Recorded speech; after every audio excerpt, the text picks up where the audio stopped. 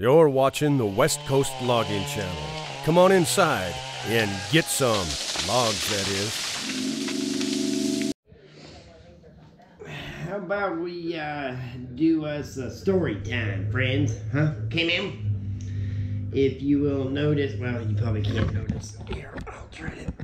I'm trying to set the mood and the tone here. See, the Dickard is working on a story time plank for me. Obviously, it's not here yet, so it's kind of a little jab at Dickard. No, anyways, yes, he's gonna make us one. But hand cutting part 2. Wow, I can't believe the comments. You guys, you know, when I tried to take the high road on that situation, and that's why I was not going to upload it, and I put out the honeymoon is over video. But obviously he didn't want to take the high road. So anyways, ooh. Plus I honestly I was a little bit worried about leaving another job, what kind of a reaction I was going to get out of that. After seeing hand cutting part 2 and the comments you guys left, obviously there's no need to explain anymore why I left. So anyways, that's enough of that.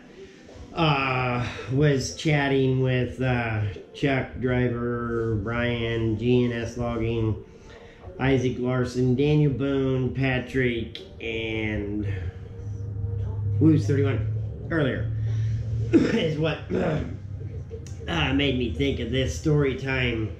We move equipment all the time when you go from job to job, and it's the same thing every time. You load all your lines and the carriage and all your rigging and everything in the crummy, throw up your wide load sign, and put the yarder, shovel, whatever on the lowboy and head down the road. And when you come up to a weigh station, they have to pull in. So I did the same thing I had done probably hundreds of times before. Just pull right ahead of the weigh station, half mile or so, and pull over and wait for him to get done with the lowboy and then be headed out, because you have to be within, I don't remember what the distance is. You had I think it's 500 feet, something like that, when you're flagging. Anyway, so truck driver pulls in there and jumps out, takes his paperwork in, they weigh him, da-da-da-da-da. Weighmaster says, all right, everything looks good. As soon as you pull off the scales, why don't you go ahead and have that pickup that's flagging you back in here, and when he gets on the scale, bring his papers in. And I'm like, what? So I was like, and I forget who was lowboying. And I'm like, is he talking about me? And he's like, yeah, he's talking about you. I had never, ever had it happen before. So he pulls off and, pulls out of the way. And I back up, and he comes walking up there, and he's like, I don't know what's going on. He says, I've never had a weighmaster do that. Well, whatever, no big deal, I'm legal. Everything's, insured and all that. Well, it was a 94 Ford Power Stroke 6-pack, and they are registered at 8,000 pounds. Well, by the time you put a toolbox, a fuel tank, a carriage, a bunch of lift tree rigging, blocks, straps, chokers, all of that stuff in there, they are no longer legal. So I got a $1,600 overload ticket in that pickup. And it was a big deal. They almost didn't let me leave there. But they did eventually. And so we got down the road and was talking to the truck driver. And the truck driver was like, I have never, ever seen a weighmaster do that to a flag rig. I'm like, I haven't either, so whatever. So I get in to the shop that night from flagging. And I go right in the office. And the owner asks, how's it going? I was like, well, pretty, yarder's there, everything's rigged up, ready to go, but we got an issue. So I gave him the ticket, And he's like, oh, no big deal. I'll take care of it, which that's why I gave him the ticket, because I wasn't going to pay it. And I was like, okay, whatever, no big deal. So I remembered the date that the ticket had to have been paid by for, and I don't remember why, but it was something significant was on the same day.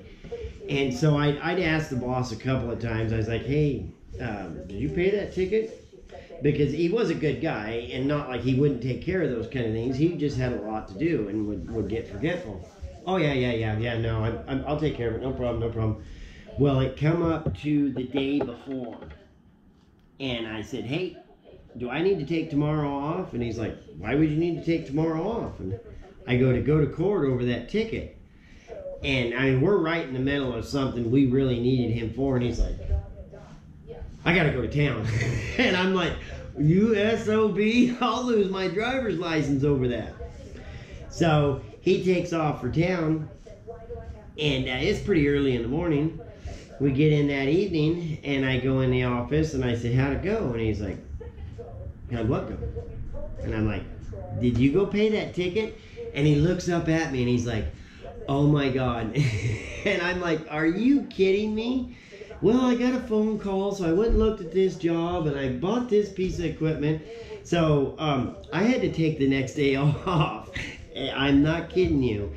And go to court and pay this ticket because this guy got sidetracked just from the time he left the landing to the time he got to the bottom of the hill, you know, in phone service. He could have paid it with his credit card.